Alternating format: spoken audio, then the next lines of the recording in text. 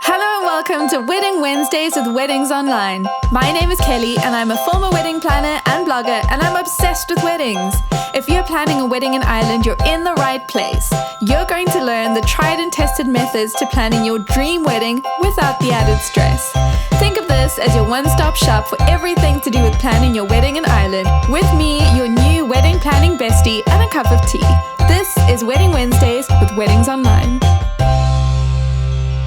Well, hello, happy Wednesday, and welcome to another episode of Wedding Wednesdays with Weddings Online. Last week, we spoke all about the wedding morning timeline, and I started by asking the question, do you want to wake up at 5 o'clock on the morning of your wedding? And if the answer is no, then I highly recommend listening to last week's episode, because I helped to break down all the things to consider and how to plan the morning, and the number one expert tip is what I ended with, so don't forget to listen to that. But today we're talking all about wedding cakes, specifically how to preserve the top tier of the wedding cake so that you can enjoy it at a later time. You might be wondering, firstly, why do we even do this? Traditionally, couples enjoy the top tier of their wedding cake on their first wedding anniversary. And this tradition actually stems from something from the early 19th century when couples would whip out that top tier of the wedding cake at their first child's christening. So it's very special. It has a lot to do with good luck, and it's a really sweet tradition, but it can only really happen if you plan properly and you actually preserve that top tier of the cake perfectly.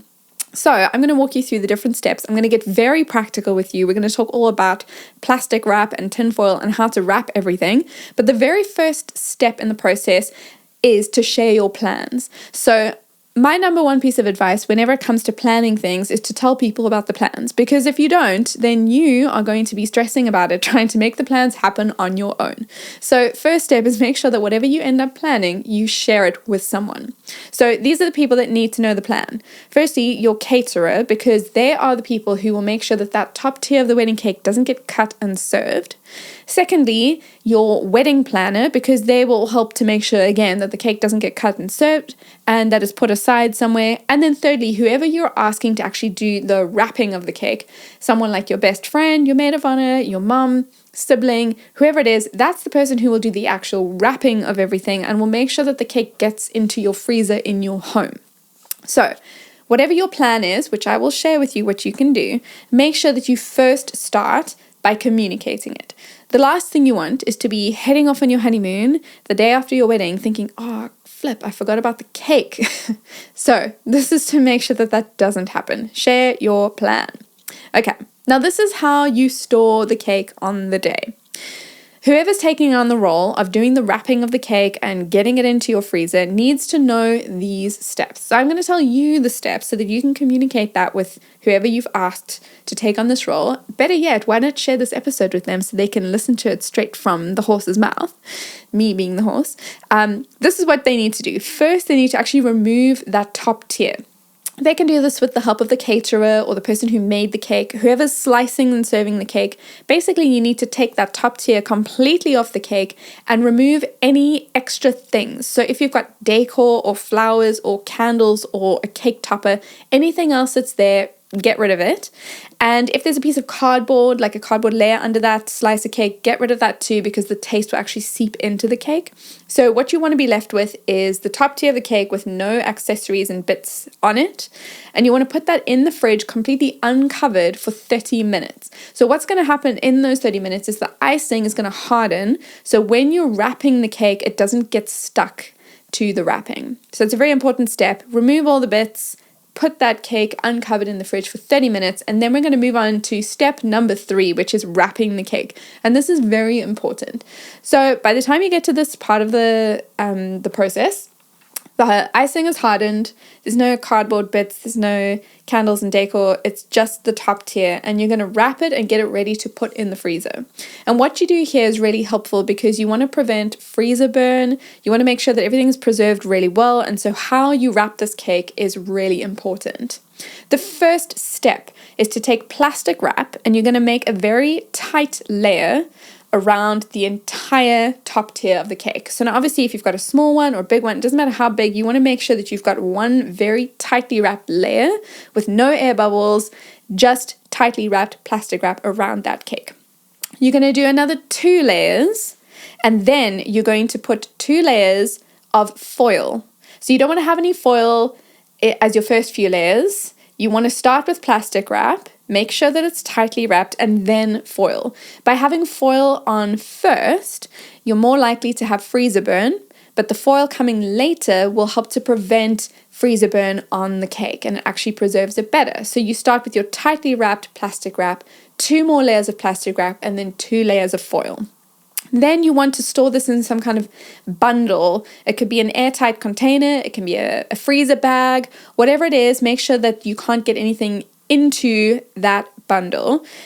And then you want to add something so that you know what's actually in the bundle. So just fast forward 6 months, 7 months, where you're rummaging through your freezer trying to find something, and you accidentally open this container and go, oh, that's the wedding cake. I've opened it. It's been exposed. It's been compromised. So to prevent that, I recommend wrapping this bundle in something or labeling it in some way so that you know this is your wedding cake.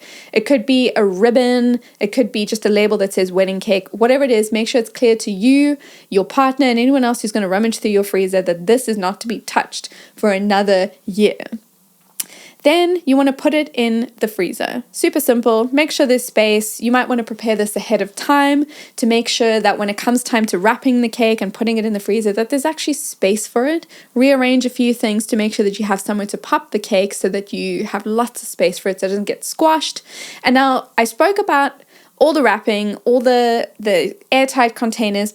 It's really important that you don't skip that step, because what you don't want to have is your cake absorbing the smells and tastes of the other things that are in the freezer as well.